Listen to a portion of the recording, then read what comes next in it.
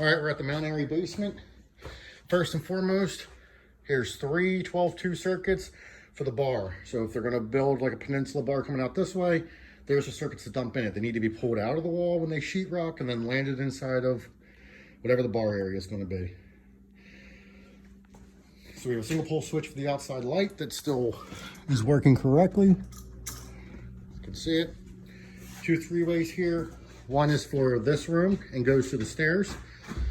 The other three-way here is for this room and it goes to the stairs. One switch in the stairs is a dead end three-way for the gym. And that guy goes all the way back here to that box. And that turns on the gym lights, which are here, there. They're about centered on the door-ish here. And one more centered over top of the TV. We went away from two, although we can fish them later, because they were gonna put a punching bag hanging here, and you wanna do a pull-up bar over there, so it didn't seem good to have lights right above it. So this room we only did 5. The 12-2 circuits that we put in down there for the bar, we ran them and we hung them over here in this unfinished part of the basement. We're gonna have to drill through the wall up here, and that's in the garage. I'll show that later in the video, but we're gonna have to cut up part of the garage wall to get to the panel to put those circuits in it. We ran a Cat 6 from this TV up here behind the master TV, or the main TV in the family room. That's where the router is.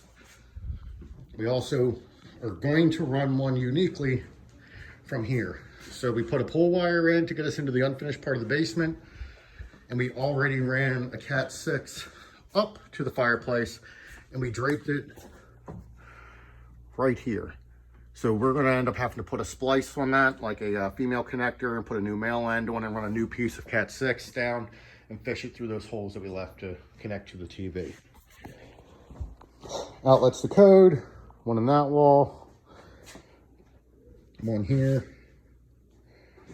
there. I don't think we have any more on this wall, just get a view to make sure.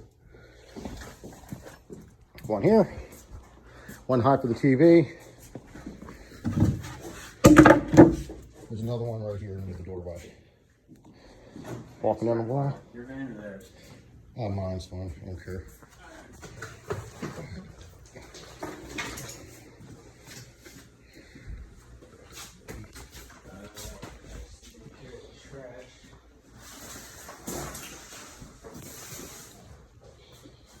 For the feed for this room, we jumped off of that outlet in there.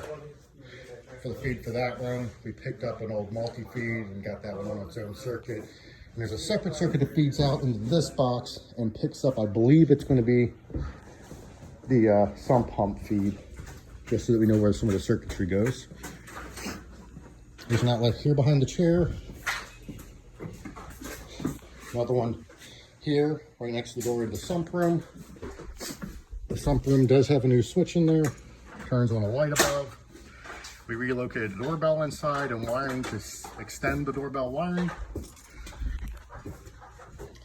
Alleyway here next to the closet. That should be the only one on that wall. So come out, there's another outlet. Wiring goes up. This is the old smoke detector. It is linked with the rest of the house. That is a dead one, it's just battery. These are 3 switches that we put in. Like I said, this is for the lights of the room that we're currently standing in. That one's for the big set of lights in that room. And this one's a dead end 3-way for the gym lights. So you can turn them all off when they go upstairs. We put in the switch. This switch is for the one light in this room. Boom, right there. Operational. In the bathroom, there was no real strong layout here. So I assume these, or one or both, or something for a sink. I suppose that's the toilet train. We guess that this is the vanity here, so there's an outlet here for the vanity, and a wire in the wall for a wall light. Exhaust fan's up high, it needs to be vented. Sorry, it needs to be vented. And that about covers it down here. This is 2 rows of 5 lights. So there's light equally distanced across the ceiling. And then the same thing in this row here. And you can see they're like just split on the side of the window. But this should eventually, like they should continue to pad this down the rest of the way. And then we have a little bit more room if we have to fish anything in or around them later. So now we're gonna go take a look at the TV situation.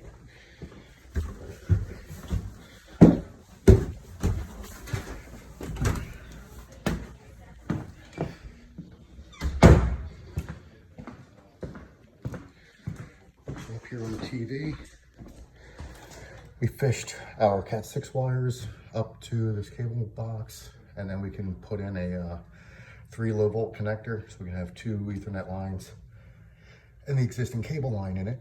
And then we're gonna have to pull jumpers out to hit the modem at the other end of the counter. So we're gonna have to make up some whips between this box here to go over to that guy right there. Last thing on our agenda is the garage.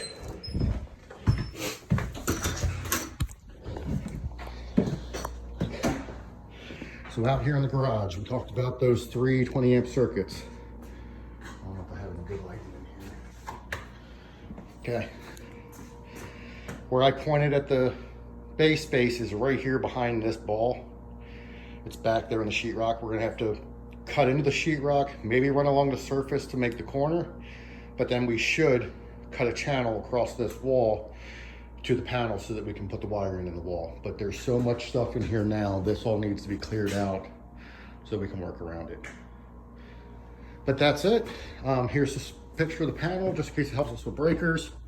Looks like Homeline, Siemens, maybe even BR breaker should work. But that's it, that's all we got. See ya.